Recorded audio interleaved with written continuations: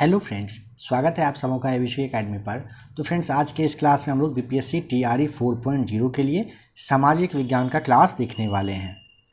अगर आप कक्षा 6 to 8 की तैयारी कर रहे हो, आज का यह क्लास आपके लिए काफ़ी इंपॉर्टेंट है। रुकमनी यानी कि प्लेटफॉर्म का वॉल्यूम सेकेंड हम लोग देखने वाले हैं।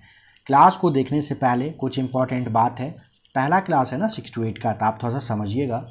देखिए, आपको अगर ध्यान हो तो 15 मार्च को 2024 में जो एग्ज़ाम हुआ था, ध्यान है 15 मार्च 2024 में 6 to 8 का जो एग्ज़ाम हुआ था, अगर हिस्ट्री की बात करें हम लोग 6 to 8 वाले के बारे में बात किया जा रहा है, आपको पता है काफ़ी सारे सवाल हैं जो आपका वर्ल्ड हिस्ट्री से पूछा गया था। यह क्यों कह रहे हैं और क्या कहना चाहते हैं आगे आप समझेंगे, थोड़ा सा सुनिएगा। 6 to 8 की बात करें, अगर आपने प्रीवियस ईयर सॉल्व पेपर देखा हो तो ध्यान होगा आपको कुछ इस तरह का सवाल था। इटली में पुनर्जागरण किस भाषा और साहित्य में रुचि जागृत किया था। दूसरा सवाल कुछ इस तरह का था, 17वीं 18वीं शताब्दी की फ्रांस की सामाजिक संरचना कैसी थी, अगर आपको ध्यान हो। आगे आपको ध्यान होगा सवाल पूछा गया था, पेरिस शांति सम्मेलन के बड़े 4 परिषदों का सदस्य कौन था। भारत में जैसे, चलिए ये तो रहने दीजिए, छापा। देखिए, औपनिवेशिक काल के बारे में पूछा गया था जो भारत से जुड़ा हुआ था। अगर वर्ल्ड हिस्ट्री की बात करें तो सवाल पूछा गया था कि पूर्ति अपनी मांग स्वयं पैदा कर लेती है। तो ये आपको जानना पड़ेगा जब आप पूरा वर्ल्ड को समझोगे। रूस में नई आर्थिक नीति करने का जो श्रेय है किसे दिया गया था। रोम चलो का नारा किसने दिया था। सवाल था कि बेला या फिर एक था चमेली करके, उसका संबंध किससे था। स्टालिनग्राद की लड़ाई किसके बीच में हुई थी। ध्यान है, ये सब सवाल पूछा गया था। और अगर आप जानना चाहें, सवाल कुछ इस तरह से था ना, जर्मनी के एकीकरण के बाद बिस्मार्क ने रक्त और लौह की नीति अपनाई। उस नीति का परित्याग करके कौन सी नीति अपनाई थी उन्होंने। फ्रांस के इतिहास से जुड़ा हुआ कुछ सवाल था। जर्मनी में नाजी यूथ लीग का गठन कब हुआ था, यह सवाल पूछा गया था। पहले विश्व युद्ध के बाद जो वर्साय की संधि है, जर्मनी को तबाह कर दिया गया था, उससे जुड़ा हुआ सवाल था। कामागाटा मारू तो आप जानते ही हैं खैर अच्छे से, है ना। रूस बोल्शेविक पार्टी था, उससे संबंधित सवाल था। अब देखिए, इतना सवाल जो बता रहे हैं, इतना टाइम आपको लग रहा होगा ले रहे हैं, आखिर ऐसा क्यों, आप समझ पाए। बस उसका एक कारण है कि ध्यान दीजिएगा, अगर आप क्लास 6 to 8 अपना निकालेंगे ना, हिस्ट्री का पॉलिटी का, तो आपको देखने को मिलेगा कि क्लास 6 to 8 में हिस्ट्री हो या पॉलिटी हो, आपके इंडिया से जुड़े हुए सारे फैक्ट, सारे डेटा आपको दिए गए हैं। क्लास 6 to 8 के बारे में बात कर रहे हैं, लेकिन अभी जो सवाल आपको अभी आपको सवाल बताए ना कुछ, ये सारे सवाल तो वर्ल्ड हिस्ट्री का है, और जो कि आपके बुक में अगर आप देखोगे तो 9th 10th वाले में दिया गया है। तो फिर कैसे आप क्लियर करोगे 6 to का अपना पेपर। तो आप समझ रहे हैं, अगर आपको 6 to 8 का तैयारी करना है अच्छे से, तो 6 to 8 का तो आपको क्लास देखना ही पड़ेगा, बुक पढ़ना ही पड़ेगा, लेकिन साथ ही आपको 9th 10th का भी सेट लगाना पड़ेगा। 9th 10th का हिस्ट्री पॉलिटी भी आपको देखना पड़ेगा। अगर आपके पास बुक हो, आप खुद से पढ़िए, अच्छी बात है। नहीं है तो यहाँ इस चैनल पर 9th 10th के लिए भी क्लास आ रहा है, आप उसको भी देख लीजिएगा। जो भी लोग 6 to 8 की तैयारी कर रहे हैं ना, 9th 10th का हिस्ट्री और पॉलिटी पे आप पकड़ अच्छे से बनाइए। क्या पता फिर से बीपीएससी टीआरई 4.0 में ज़्यादा सवाल वर्ल्ड हिस्ट्री से आ जाए, और आप जानते हो 6 to 8 का जब आप सेट लगाओगे या फिर हिस्ट्री का क्लास देखोगे, उसमें काफ़ी ज़्यादा सवाल आपको वर्ल्ड हिस्ट्री का नहीं मिलेगा देखने को, है ना। तो तैयारी करना है तो 9th 10th पे पकड़ उतना ही बनाइए जितना अभी आप 6 to 8 के लिए तैयार हो। आशा है कि आप समझ गए कहना क्या चाह रहे हैं। और जो भी लोग 9th 10th की तैयारी कर रहे हैं उनको 6 to 8, अगर आपको ध्यान होगा टीआरई 2 में ही शायद 3 या 4 सवाल बस पूछा गया था वर्ल्ड हिस्ट्री से, अगर आपको ध्यान हो तो। टीआरई 3 या फिर 2 में शायद ऐसा था, 2 में था, आप देखिएगा। हाँ, टीआरई 2 में पूछा गया था। आप एक बार क्या करिएगा, क्वेश्चन पेपर देखिएगा, और आप 9th 10th का जब बुक पढ़ेंगे और सवाल बस 3 अगर आपका हिस्ट्री में पूछे वर्ल्ड हिस्ट्री से, तो सवाल बनता है कि अगला सवाल कहाँ से आएगा। तो 6 to 8 वाले बुक से ही ना पूछा जाएगा। आपको 9th 10th वालों को 6 to 8 का क्लास काफ़ी ध्यान से देखना पड़ेगा। बुक है खुद से पढ़िए, क्लास ऑनलाइन देखने की कोई ज़रूरत नहीं है, नहीं तो फिर आपको यहाँ पर क्लास दिया जा रहा है उसे आप प्रॉपर वे में देखिएगा। टोटल 52 सेट्स दिए गए हैं। आज का क्लास नंबर पहला है जो कि पॉलिटी का है।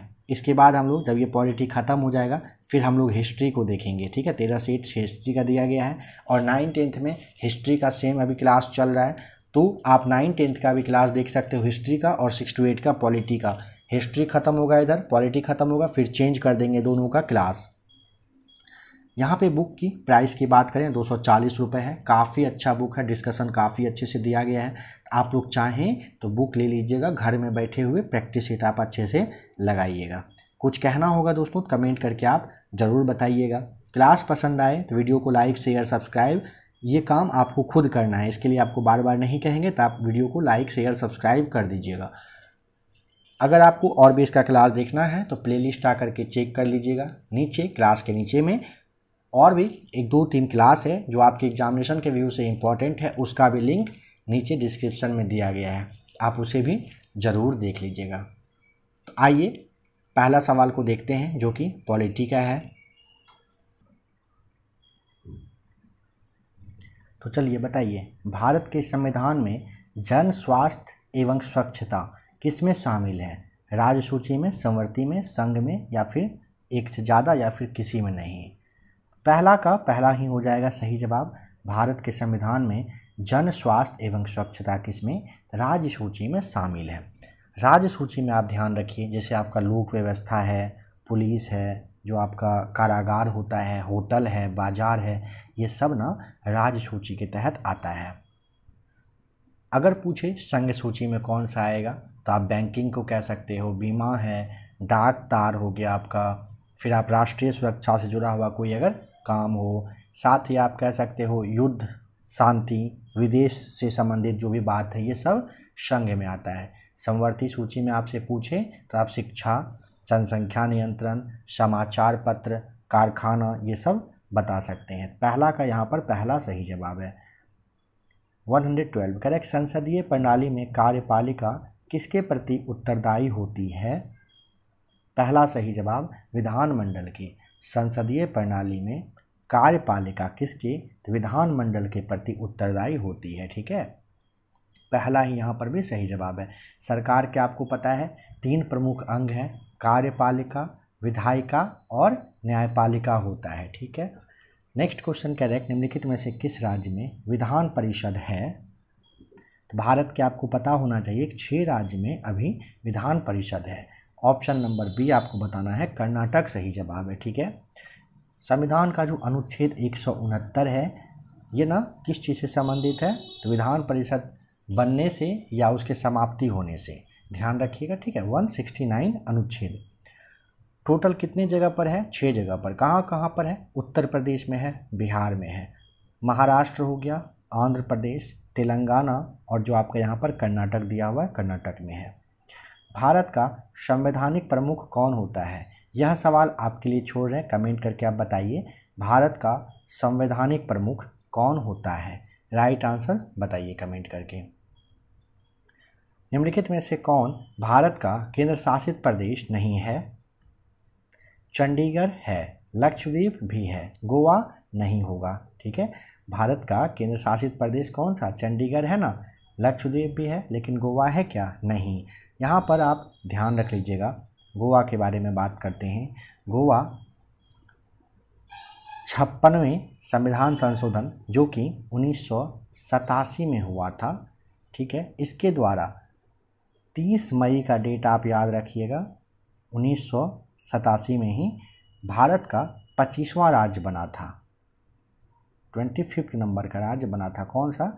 गोवा आपको बताना होता है, काफ़ी इम्पोर्टेंट है, ध्यान रखिएगा।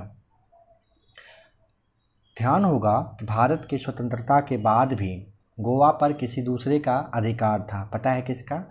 पुर्तगालियों का था। 1961 में इसको मुक्त करवाया गया था। और 1-2 बात आप ध्यान रखिए, 1510 ईस्वी, अगर आपको ध्यान हो, 1510 में पुर्तगाली गवर्नर थे, कौन से? अल्फांसो डी अल्बुकर्क, इन्होंने ही गोवा पर कब्जा किया था। किसको हरा करके?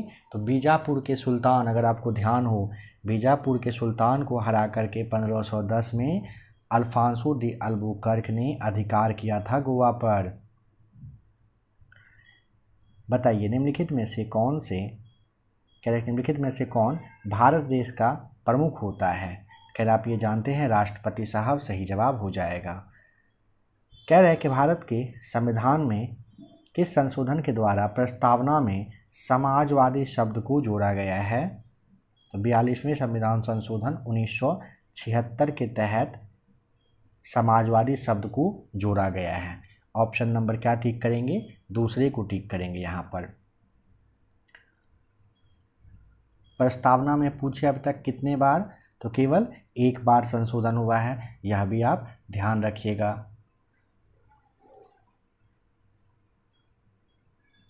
भारतीय संविधान का अनुच्छेद 19 किससे संबंधित है? पहला सही जवाब स्वतंत्रता के अधिकार से संबंधित है। भारतीय संविधान का अनुच्छेद 19 स्वतंत्रता के अधिकार से संबंधित है। मूल संविधान में आपको ध्यान होगा टोटल 7 तरह के स्वतंत्रता का अधिकार दिया गया था। ठीक है, संपत्ति के अधिकार को 44वें संविधान संशोधन 1978 के द्वारा हटा दिया गया। कहाँ पर लाया गया? 300 के क कहिए या फिर आप ए कहिए, संपत्ति के अधिकार को इसमें ला दिया गया है। सूचना का अधिकार अधिनियम पूछा जा सकता है आपसे कब आया था? वर्ष 2005 में। आगे इस सवाल को देखेंगे, ध्यान रखिए। फिर भी 2005 में सूचना के अधिकार अधिनियम आ चुका है। शिक्षा का अधिकार संविधान के कौन से अनुच्छेद से? 21 के ए, 21 के ए से आपको बताना होता है कि संबंधित है। संवैधानिक उपचार का अधिकार आपसे पूछ लिया जाए तो आपको अनुच्छेद 32 ध्यान रखना होता है। ये सारे वे अनुच्छेद हैं जो पहले भी बहुत बार एग्जाम में पूछे गए हैं और आगे भी पूछा जाएगा। संविधान सभा में उद्देश्य प्रस्ताव निम्नलिखित में से किसके द्वारा प्रस्तुत किया गया था? Option number B Jawaharlal Nehru साहब के द्वारा।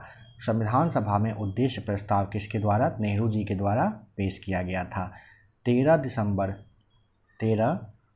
दिसंबर 1946 ईस्वी का समय था जब जवाहरलाल नेहरू ने उद्देश्य प्रस्ताव पेश किया था। काफ़ी इम्पॉर्टेंट है, ज़रूर ध्यान रखिएगा। आपसे सवाल बन सकता है कि प्रस्तावना में जो सामाजिक, आर्थिक और राजनीतिक है शब्द कहाँ से लिया गया है? तब आपको रूस बताना होता है। ठीक है, सामाजिक, आर्थिक और राजनीतिक न्याय पूछे कहाँ से, न्याय कहाँ से लिया गया है? तो रूस से। बात बताइए कि भारत के संविधान की प्रस्तावना कहाँ से लिया गया है? तो क्या होगा सही जवाब? जापान टिक करें, या जर्मनी, या फिर इंग्लैंड? बिल्कुल, अगर आपने ऑप्शन नंबर ई सोचा तो आप बिल्कुल सही हो। कहाँ से? अमेरिका से लिया गया है। भारतीय संविधान में प्रस्तावना पूछे अमेरिका के संविधान से लिया गया है। और साथ ही प्रस्तावना की अगर भाषा पूछ ले तब आपको जाना पड़ेगा कहाँ? ऑस्ट्रेलिया। ठीक है, अगर भाषा पूछे तब ऑस्ट्रेलिया। प्रस्तावना कहाँ से? अमेरिका से। प्रस्तावना की भाषा कहाँ से? ऑस्ट्रेलिया से। यहाँ पे आप कंफ्यूज नहीं करिएगा, बार बार रिपीट कर दे रहे हैं। भारतीय संविधान में प्रस्तावना अमेरिका से, प्रस्तावना की भाषा ऑस्ट्रेलिया जाना पड़ेगा आपको। प्रस्तावना 13 दिसंबर 1946 को भी जस्ट हम लोग पढ़े थे ना। प्रस्तावना 13 दिसंबर 1946 को पंडित नेहरू जी संविधान सभा में पेश किए थे। और 1947 में 13 दिसंबर 1946 को क्या हुआ था? 1946 को प्रस्तावना को लाया गया था, पढ़ा गया था, पेश किया गया था। ठीक, लेकिन अब पूछ ले इसको स्वीकार कब किया गया था? तो क्या बताइएगा? 22 जनवरी 1947 को प्रस्तावना को क्या किया गया था? तो मान लिया गया था, मतलब स्वीकार किया गया था, एक्सेप्ट किया गया था। अगर पूछे प्रस्तावना को स्वीकार कब किया गया था तो 1947 में 22 जनवरी के दिन में। ठीक है, प्रस्तावना को संविधान का हृदय और आत्मा कहा गया है, यह भी ध्यान रखिएगा। अच्छा, अगर पूछे कौन से मामले में प्रस्तावना को संविधान का भाग माना ही नहीं है तो क्या बताइएगा। अगर आपसे पूछे किस मामले में प्रस्तावना को संविधान का भाग नहीं माना है, बता सकते हैं क्या होगा। तब आपको बेरूबारी बताना होता है। बेरूबारी जो मामला था, बेरूबारी नाम कहिए, जो मद्रास मामले से संबंधित था, ये इसमें कहा गया है कि प्रस्तावना संविधान का भाग नहीं है। और केशवानंद में प्रस्तावना को संविधान का अंग माना गया है। अगर यह पूछ ले कि किस वाद में प्रस्तावना को संविधान का अंग माना गया है, तब वह है केशवानंद भारती। यहाँ पर कह रहे हैं कि अधिकतम निर्वाचन क्षेत्रों वाले राज्य को उनके बढ़ते क्रम में व्यवस्थित करके सही मिलान करिए। लोकसभा के सीट के बारे में पूछा है तो आपको यहाँ पर बता दे रहे हैं। देखिए, उत्तर प्रदेश में आपको 80 बताना होता है, महाराष्ट्र में आपको 48 बताना होता है, पश्चिम बंगाल में 42 है, बिहार में 40 है, तमिलनाडु का ध्यान रख लीजिएगा 39 है, राजस्थान आपसे पूछे तो 25 है, मध्य प्रदेश पूछेगा तो 29 यानी कि 29 है। ठीक है, ऑप्शन आप यहाँ पे देख लीजिएगा, लग रहा है कि ऑप्शन शायद इसमें से कोई भी सही नहीं है। आते हैं नेक्स्ट क्वेश्चन पर।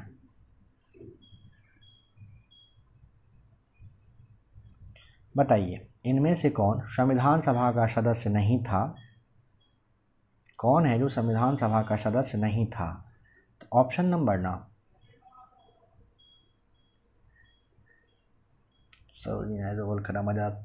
शरद चंद्र बोस। तो देखिए, संविधान सभा के सदस्य महात्मा गांधी हैं, ठीक है, मोहम्मद अली जिन्ना हैं, ये भी नहीं रहे थे संविधान सभा के सदस्य। और ऑप्शन नंबर ई आपको यहाँ पर टिक करना होगा, इनमें से कोई नहीं। कौन सा सदस्य नहीं था, तब आपको ई पर आना पड़ेगा। देखिए, संविधान सभा की मांग पूछेगा ना तो सबसे पहले 1934 में M.N. रॉय ने किया था। संविधान सभा का गठन कैबिनेट मिशन प्रस्ताव पर हुआ था, ध्यान रखिएगा। ठीक है, टोटल अगर पूछे तो संविधान सभा में कितने लोग शामिल थे, 389 सदस्य थे। लेकिन जब देश का विभाजन होता है एक तरह से कहिए, तो आपको बताना है टोटल 299 सदस्य यहाँ पर रह गए थे। पहला बैठक संविधान सभा का 9 दिसंबर 1946 को हुआ था। डॉक्टर सच्चिदानंद सिन्हा साहब अध्यक्ष बनाए गए थे, यहाँ पर ध्यान रखेंगे। कह रहे हैं कि भारतीय उच्चतम न्यायालय अस्तित्व में आया था। कब आया था बताइए, क्या होगा सही जवाब। तो राइट आंसर टिक करिएगा 26 जनवरी 1950। ऑप्शन में है नहीं है, तो ऑप्शन नंबर ई टिक करेंगे। भारतीय उच्चतम न्यायालय यानी कि सुप्रीम कोर्ट 26 जनवरी 1950 को क्या हुआ था, स्थापना हुआ था। उद्घाटन आप कह सकते हो 28 जनवरी 1950 को इसका किया गया था। ठीक है, कह रहा है कि विश्व के किस देश के द्वारा 1948 से लेकर 1989 के बीच रंग भेद का एक आधिकारिक नीति की तरह पालन किया गया, तो वह है दक्षिण अफ्रीका। पहला सही जवाब है ना, दक्षिण अफ्रीका। रंग भेद का समापन की घोषणा UN के द्वारा पूछा जाए कब किया गया, तो 1994 आप याद रख लीजिएगा। रंग भेद का विरोध करने वाले पहले व्यक्ति पूछे तो अपने महात्मा गांधी थे। दक्षिण अफ्रीका का गांधी किसे कहते हैं, तो नेल्सन मंडेला को कहते हैं। इनको टोटल 27 सालों तक जेल में रहना पड़ा था, ध्यान रखिएगा। और यही व्यक्ति हैं यानी कि नेल्सन मंडेला साहब दक्षिण अफ्रीका के पहले अश्वेत राष्ट्रपति निर्वाचित हुए थे।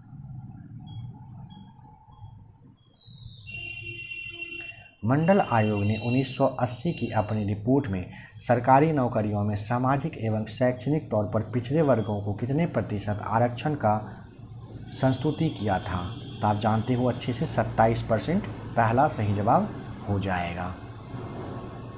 मोरारजी देसाई थे जो जनता पार्टी सरकार से बने थे, मतलब तो वो पिछड़ा वर्ग आयोग का अध्यक्ष मतलब गठन किए थे।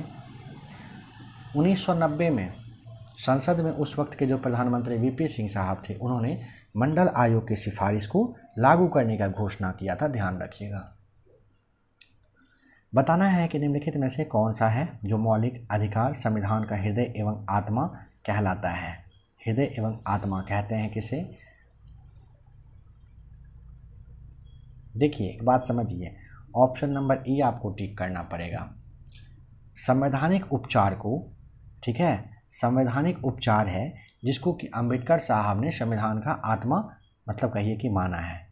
देखिए अनुच्छेद 32 को, ऐसे ध्यान दीजिए, 32 को अंबेडकर साहब ने हृदय और आत्मा कहा है। ठीक, संवैधानिक उपचार को डॉक्टर अंबेडकर ने संविधान का सबसे महत्वपूर्ण भाग माना है। संविधान का हृदय और आत्मा किसको कहते हैं पूछे अगर ऐसे, तब आपको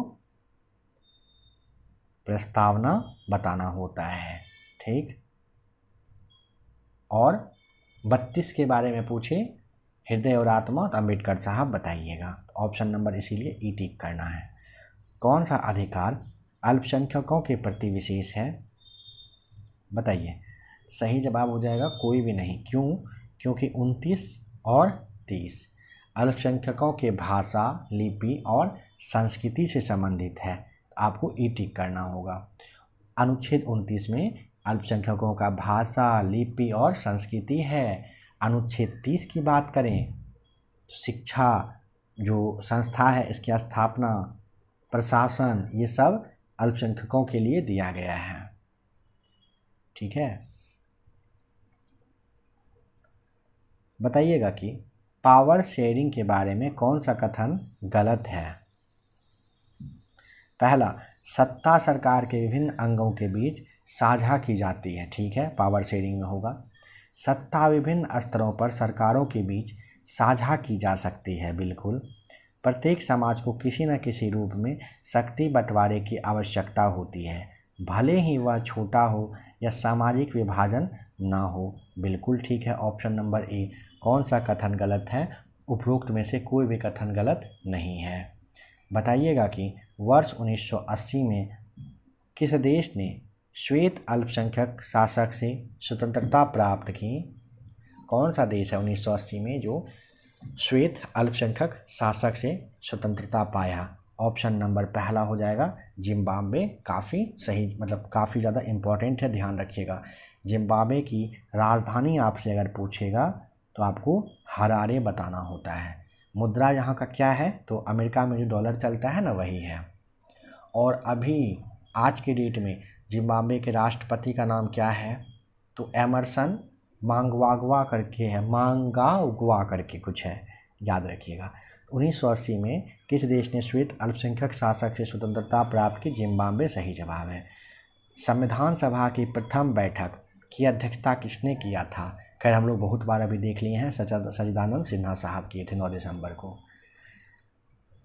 भारत एक प्रजातांत्रिक गणराज्य है क्योंकि भारतीय संविधान ने व्यवस्था की है। पहला, निर्वाचित राष्ट्रपति की सही जवाब हो जाएगा। भारत एक प्रजातांत्रिक गणराज्य है क्योंकि भारतीय संविधान ने निर्वाचित राष्ट्रपति की व्यवस्था की है और राष्ट्रपति साहब देश के प्रमुख होते हैं। खैर ये तो आप जानते हैं। ग्राम सभा का सदस्य बनने के लिए न्यूनतम आयु क्या है? ऑप्शन नंबर बी हो जाएगा 18 वर्ष सही जवाब है। ग्राम सभा का सदस्य बनने के लिए 18 वर्ष का आयु चाहिए होता है। भारतीय संसद में कौन शामिल हैं? तो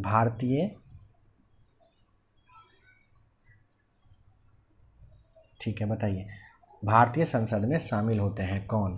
तो आपको बताना होता है राष्ट्रपति, लोकसभा और राज्यसभा। भारतीय संसद में तीनों को ही शामिल होते हैं।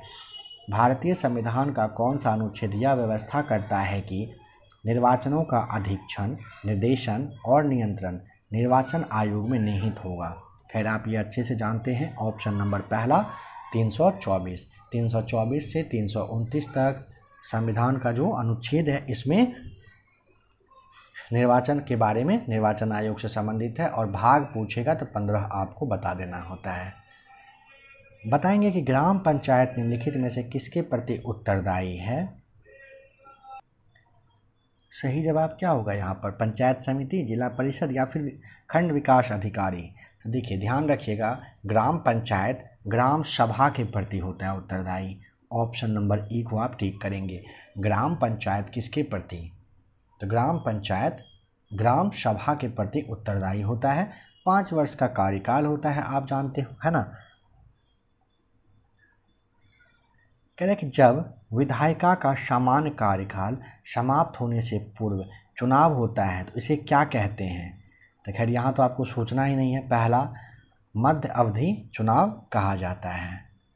भारत का राजधर्म है, यहाँ भी आपको नहीं सोचने देंगे, क्यों? कुछ नहीं है। तो अपना ऑप्शन नंबर ए, भारत का कोई राजधर्म नहीं है। भारत एक धर्मनिरपेक्ष कहिए या फिर आप पंथ निरपेक्ष कह सकते हैं। संविधान का अनुच्छेद 25 से 28 याद है ना, धार्मिक स्वतंत्रता से संबंधित है। कह रहे हैं आधुनिक समय में किस देश ने सबसे पहले महिलाओं को मतदान का अधिकार दिया था? तो ऑप्शन नंबर बी पर आ जाइए सही जवाब। किसने दिया था? न्यूजीलैंड ने 1893 में सबसे पहले महिलाओं को क्या किया था?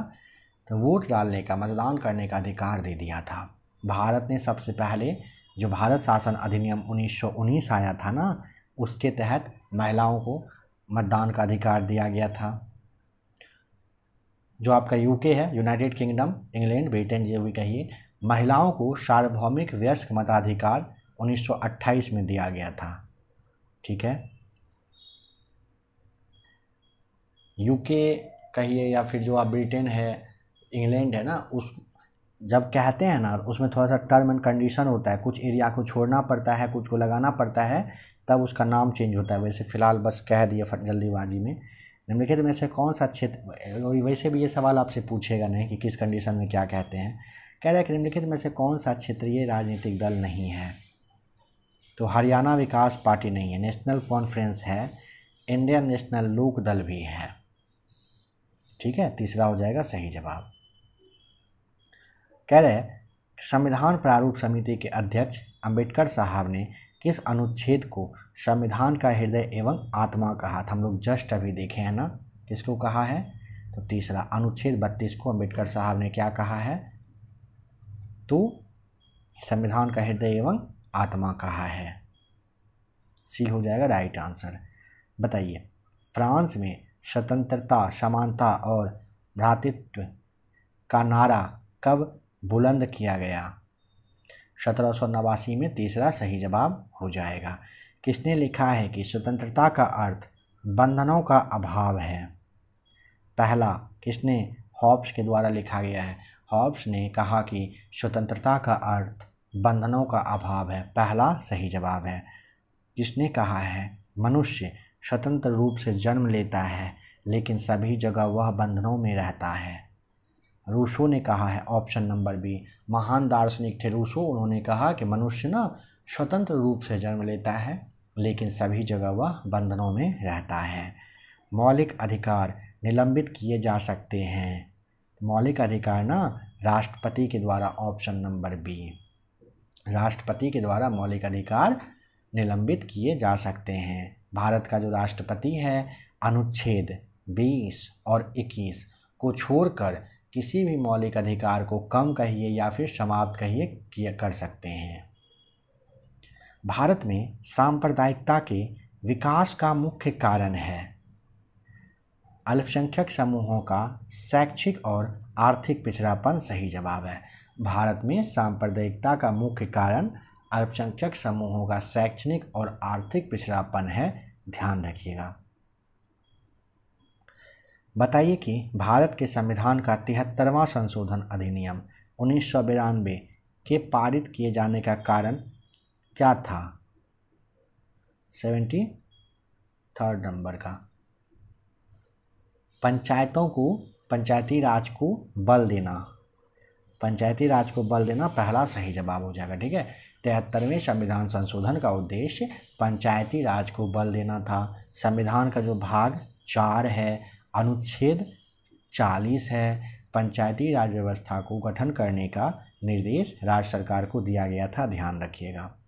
संविधान के भाग 9 में पंचायती राज व्यवस्था को रख कर संवैधानिक दर्जा दिया गया है, यह भी ध्यान रखिएगा। पंडित जवाहरलाल नेहरू के समय में 2 अक्टूबर 1959 को नागौर से पंचायती राज व्यवस्था की शुरुआत हुई है। संसद के दोनों सदनों के संयुक्त अधिवेशन का सभापतित्व कौन करता है? तो आप जानते हैं लोकसभा के अध्यक्ष को ये क्रेडिट जाता है। तीसरा सही जवाब है। संविधान का जो अनुच्छेद 108 है, इसमें संयुक्त अधिवेशन बुलाने का अधिकार है। ध्यान रखिएगा, राष्ट्रपति साहब बुलाते हैं। कह रहे किसी विशेष दिन लोकसभा में अधिकतम कितने तारांकित प्रश्न पूछे जा सकते हैं? 20। Option number B. किसी विशेष दिन लोकसभा में अधिकतम 20 तारांकित प्रश्न पूछे जा सकते हैं। ध्यान रखिएगा। देखिए, तारांकित प्रश्न मतलब क्या हुआ जानते हैं? जब प्रश्न पूछने वाला जो सदस्य हो वो तुरंत उसका आंसर चाहता हो, ठीक है, तो उस सवाल पर स्टार लगा दिया जाता है। स्टार का मतलब आप जानते हैं ना, कहीं भी स्टार हम लोग देखते हैं तो इसका मतलब होता है कुछ इंपॉर्टेंट। तो तारांकित प्रश्न में स्टार लगता है और 20 ज़्यादा से ज़्यादा पूछा जा सकता है और कोशिश होता है कि उसी दिन उसका जवाब दे दिया जाए।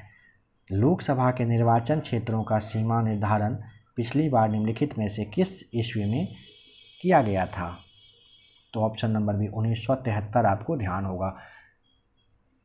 1973 के आधार पर 2026 तक के लिए क्या किया गया है? तो सदस्यों का आवंटन फिक्स कर दिया गया है। ध्यान रखिएगा। नेक्स्ट क्वेश्चन पर आते हैं। ऐसे ये ध्यान रखिए ना कि 1973 और 2026 का डेट ईस्वी, इससे जुड़ा हुआ फैक्ट आगे देखेंगे हम लोग।